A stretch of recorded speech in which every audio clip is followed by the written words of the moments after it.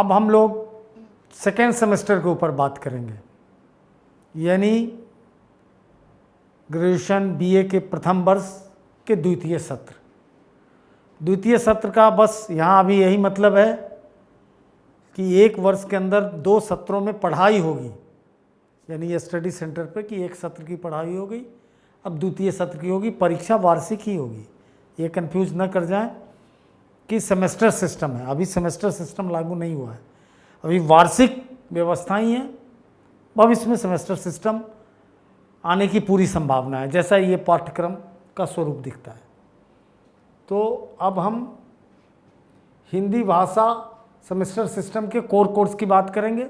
जैसे first semester में था कि पहले भाषा थी और उसमें से हमारे पास चयन के ढेर सारे विकल्प थे, हिंदी, अंग्रेजी, उर्दू, संस्कृत, मलयाली, गुजराती, 6 थे। और मैं पहले भी बताया कि ये 6 संविधान की 8वीं अनुसूची के अनुसार 22 भी हो जाएंगे, क्योंकि पहले इग्नू के पाठ्यक्रम में थे। खैर यकीनन अभी जो है उसे हमने देखा, लेकिन सेकेंड सेमेस्टर में आते ही वो सारी मातृभाषाएं हट गई। अब 2 में से एक ही लेना है। पहला है हिंदी भाषा लेखन कौशल और दूसरा इंग्लिश इन डेली लाइफ, यानी 2 में से कोई एक भाषा के मोर्चे पे एक ही विषय का चयन करना है। अब पुनः ढेर सारे विकल्प में, सोशल साइंस के ढेर सारे विकल्पों में से आपको 2 का चयन करना है। तो पहला है BANC, fundamental of biological anthropology, यानी मानव विज्ञान या मानव शास्त्र, जैविक मानव शास्त्र आप इसे कह सकते हैं। दूसरा है प्रिंसिपल्स ऑफ माइक्रो इकोनॉमिक्स 2, आपने पहले ही पढ़ा कि प्रिंसिपल ऑफ माइक्रो इकोनॉमिक्स 1 पहले सेमेस्टर में था, दूसरे सेमेस्टर में प्रिंसिपल ऑफ माइक्रो इकोनॉमिक्स 2। तीसरा है history from 300 common era to 1206, यानी 300 कॉमन एरा से पहले प्राचीन काल से लेकर और 300 ईस्वी तक आपने पढ़ाई कर ली पहले सेमेस्टर में, और दूसरे सेमेस्टर में 1206 तक आपको ईस्वी सन 1206 तक पढ़ाई करनी है। यानी दिल्ली सल्तनत की स्थापना से पूर्व का इतिहास आपको पढ़ना है। इसके बाद दिल्ली सल्तनत की स्थापना हो जाती है, उससे पहले के इतिहास यानी मध्यकाल के उत्तर यानी आरंभिक दिनों के चीज़ों को पढ़ना है, और प्राचीन काल के उत्तरकालीन चीज़ों को। अब सेमेस्टर 2 के उस पार्ट की बात करते हैं जिसमें विस्तार से विषयों का विवरण दिया गया है। यानी पहले पार्ट में 2 में से हिंदी या अंग्रेजी में से एक का चयन करना था, और इसमें से अब 2 विषयों का चयन करना है। ये सारे विषय, और एक मज़ेदार बात है कोड पकड़ने की कि फर्स्ट सेमेस्टर के सारे कोड की किताब सब्जेक्ट वाले 132 हैं, ये भी आप देख रहे हो सेकेंड सेमेस्टर के, और फर्स्ट सेमेस्टर के सारे 131 हैं।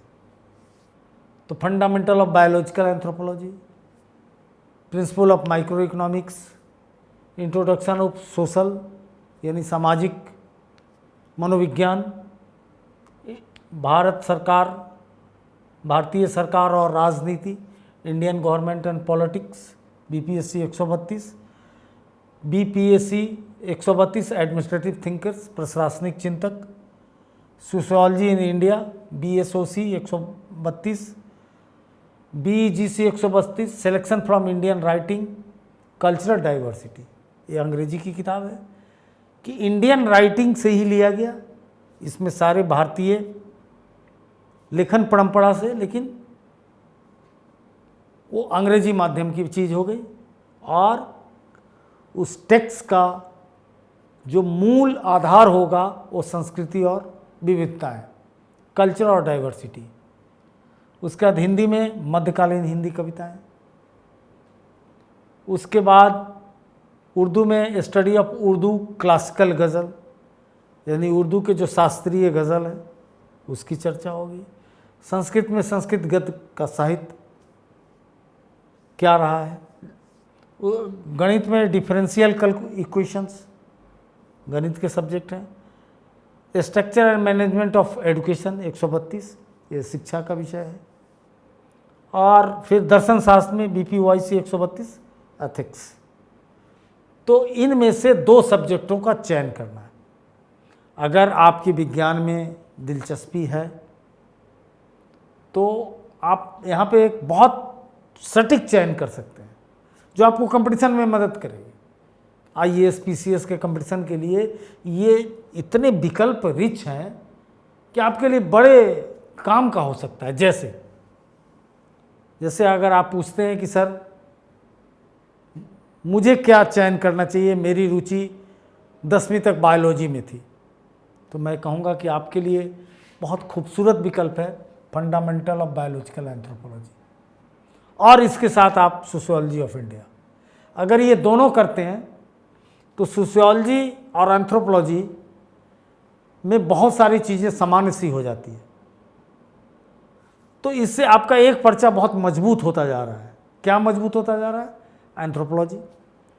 आप अगर कोई एग्ज़ाम दे रहे हैं, सिविल सर्विस का जैसे दे रहे हैं, एक सब्जेक्ट रखना है, आप एंथ्रोपोलॉजी रख के बहुत अच्छा कर सकते हैं, क्योंकि आपको सोशियोलॉजी का भी ज्ञान है। आप इकोनॉमिक्स के विद्यार्थी हैं तो आपके लिए बहुत अच्छा विकल्प है कि इकोनॉमिक्स आप रख लें। अगर मैथ में आपकी बहुत अच्छी रुचि रही है 12वीं तक, और साथ में डिफरेंशियल इक्वेशन रख लें, ये बहुत इकोनॉमिक्स में काम आता है। बहुत कमाल का चयन आपका ये हो सकता है। ये बड़ा कमाल का चयन आपका सिद्ध होगा कि अगर आप इकोनॉमिक्स के साथ यहाँ पे डिफरेंशियल इक्वेशन रख लेते हैं तो आपके कंपटीशन की शानदार तैयारी होगी। हिस्ट्री, इसके साथ एक बहुत अच्छा विकल्प आप ले सकते हैं हिस्ट्री के साथ, कि हिस्ट्री ले लें और इसके साथ आप उठा के इंडियन गवर्नमेंट एंड पॉलिटिक्स ले लें। पॉलिटी और हिस्ट्री की बहुत अच्छी तैयारी हो जाएगी, जो सब्जेक्ट के रूप में भी हिस्ट्री में मदद करेगा, और जनरल स्टडीज़ के लिए बहुत अच्छी तैयारी हो जाएगी। अगर आप साहित्य के हैं तो मध्यकालीन हिंदी कविता आप पसंद कर रहे हैं कि हमें लेना चाहिए, तो आप मध्यकालीन हिंदी कविता का चयन करते हैं। मध्यकालीन हिंदी कविता का आप चयन करते हैं। अब सोचेंगे कि मेरे लिए क्या सहज हो सकता है, तो बहुत सहज आपके लिए भी हिस्ट्री ऑफ इंडिया हो सकता है। भारत का इतिहास के साथ आप मध्यकालीन हिंदी कविता का करेंगे। कल को आप हिंदी साहित्य को मुख्य विषय बनाते हैं तो एक तो जीके आपका अच्छा होगा, और प्लस बहुत सारी ऐतिहासिक चीज़ें समझ में आएंगी, चूँकि मध्यकालीन हिंदी कविता में के काल के बहुत सारे कवि 1206 से पहले के शामिल हो जाते हैं, और बहुत सारे संस्कृत लिटरेचर के कवियों के बारे में, लेखन के बारे में आपको इस फेज में पता चल जाता है। जैसे स्वयं कालिदास इसी फेज में आ जाते हैं, जो इतने बड़े क्लासिक पोइट हैं। तो उसका कहीं ना कहीं भाषा देश की ही है, संस्कृत और हिंदी, तो एक दूसरे से प्रभावित रही है, तो आप बहुत अच्छा हिंदी कविता में कर सकते हैं। कोई उर्दू ले रहा है, अपना मुख्य विषय उर्दू बना रहा है, वो भी अगर पॉलिटिकल साइंस और हिस्ट्री के साथ उर्दू लेता है तो उसका भी बहुत अच्छा हो जाएगा, क्योंकि क्लासिकल गज़ल की पूरी शुरुआत आपको हिस्ट्री से ही, बहुत कुछ नहीं मिलेगा, लेकिन इसके बाद के ही फेज़ में शुरू हो जाता है इस्लामिक कल्चर, और इस्लामिक कल्चर के साथ ही उर्दू की बात होने लगती है, गज़ल की होने लगती है, तो हिस्ट्री के साथ इसका कॉम्बिनेशन बन। संस्कृत जो रख रहे हैं उसके लिए बहुत अच्छा नीचे विकल्प है फिलॉसफी का, एथिक्स का, क्योंकि संस्कृत गद्य साहित्य में मॉरलिटी की ढेर सारी चीज़ें हैं। मोरल वैल्यूज़ पे ही तो साहित्य एक तरह से रिवॉल्व करता है, घूर्णन करता है, चक्रण करता है, घूमता है। तो कहीं ना कहीं एथिक्स और संस्कृत का अल्टीमेट कॉम्बिनेशन बन सकता है। Structure and management of education आप ले लेते हैं, उसके साथ आप एडमिनिस्ट्रेटिव थिंकर्स ले लेते हैं, पब्लिक एडमिनिस्ट्रेशन। तो एक तरह से ये सारे कोर्सों का जो इतना शानदार प्रस्तुति है वो कहीं ना कहीं आपको कैरियर में ही मदद करेगा। इसी को अभी समझ लेना है। अब साइबर कैफे पे बोले गया 4 सब्जेक्ट उसे याद है, हर के फॉर्म में 4 सब्जेक्ट डाल दिया, और आप बाद में आके सोच रहे हैं कि ये सब्जेक्ट लेके तो मैं फंस गया। तो घबराने की ज़रूरत नहीं है। सब्जेक्ट परीक्षा फीस के समय भी बदला जा सकता है। आप तैयारी उस सब्जेक्ट में करें, हाँ, लेकिन फॉर्म पे भर देंगे तो स्टडी मटेरियल उसका है। फिर आपको अपने रीजनल सेंटर जाके एप्लीकेशन दे के चेंज कराना हो। इसलिए गंभीरता से विचार करें कि आप जीवन में करना क्या चाह रहे हैं। इस कक्षा का यही महत्व है। ये तो पाठ्यक्रम सिलेबस सब जगह दिया हुआ है, इस पर अलग से कक्षा करने की क्या ज़रूरत थी मुझे। लेकिन नहीं, आपकी अभी की समझ आपके पूरे कैरियर को एक दिशा दे सकती है। अब आप बायोलॉजी बैकग्राउंड के स्टूडेंट हैं और आपने एंथ्रोपोलॉजी छोड़कर गलती से आप पब्लिक एडमिनिस्ट्रेशन का एडमिनिस्ट्रेटिव थिंकर्स ले लिए, इंडियन गवर्नमेंट एंड पॉलिटिक्स ले लिए, तो बहुत समस्या होगी। काम आएंगे सब्जेक्ट, सब काम आते हैं, लेकिन इसमें आप बहुत अच्छा हो सकते हैं, क्योंकि जो कुछ भी आपने 12वीं में पढ़ा है उसी का विस्तार पढ़ना है, थोड़ा सा अप्रोच बदलना है, लेकिन सहज रुचि आपकी बढ़ती चली जाएगी तो बहुत अच्छा कर सकते हैं। इसलिए सब्जेक्ट का चयन बहुत महत्वपूर्ण है ज़िंदगी में। संभल के सब्जेक्ट का चयन करना सीखिए। उसके बाद आ गए इस सेमेस्टर के अंदर हम बात कर रहे हैं डिसिप्लिन स्पेसिफिक इलेक्टिव। द्वितीय सेमेस्टर में भी कोई सब्जेक्ट इसके अंतर्गत आपको नहीं पढ़ना है।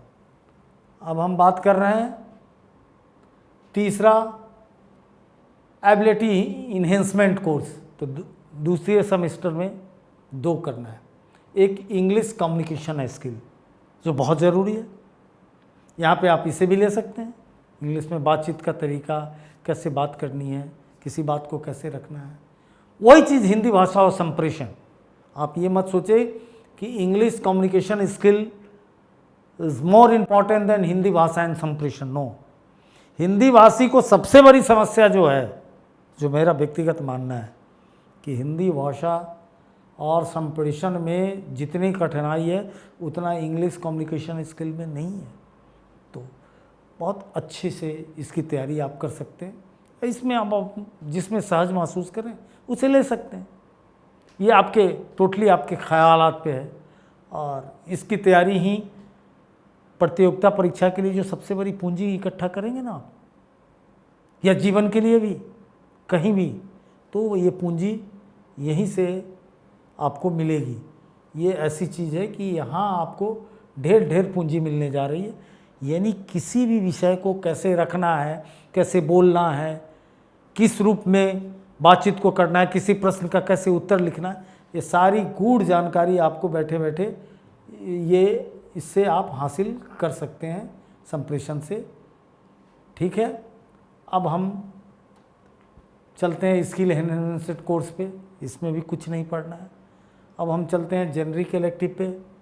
इसमें भी कुछ नहीं पढ़ना है। इस तरह से 1 साल की यात्रा को आप पूरा कर सकते हैं। संभल के विषयों का चयन करें।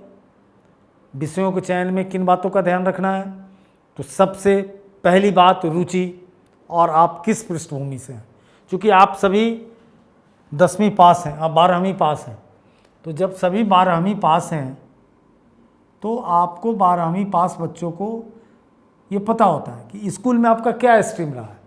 कोई ह्यूमैनिटी से होगा, कोई कॉमर्स से होगा, कोई साइंस से होगा। साइंस में कोई बायो होगा, कोई मैथमेटिक्स से होगा, इंजीनियरिंग से होगा, या नॉन मेडिकल से होगा, जो भी कह लें। तो उसको अगर कोई कॉमर्स कर लिया और वो सिंपल ग्रेजुएशन करना चाहता है, कंपटीशन है उसके दिमाग में, उसके लिए बहुत अच्छा विकल्प है कि आप एजुकेशन को ले लें और पब्लिक एडमिनिस्ट्रेशन ले लें। बहुत सारी चीज़ें काम वहाँ आ जाएंगी अगर आप कॉमर्स में नहीं हैं यहाँ आके अच्छा कर सकते हैं। तो इसी तरह से सब्जेक्ट का चयन ही प्रथम वर्ष में नामांकन के साथ अगर सब्जेक्ट का उचित चयन करते हैं तो सफलता आपके हाथ में आगे तक है।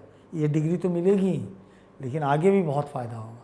और इस संबंध में कोई शंका चाहते हैं या कोई भी मशवरा चाहते हैं, कोई भी मेरे अनुभव को से आप कुछ हासिल करना चाहते हैं तो मुझे लिख भेजें, व्हाट्सएप करें। मैं आपके सारे समस्या का समाधान करूंगा और उस पर चर्चा करूंगा। जय Hind. Contact email straightforwardclasses@gmail.com. Phone number 90130111749. WhatsApp 8800740094.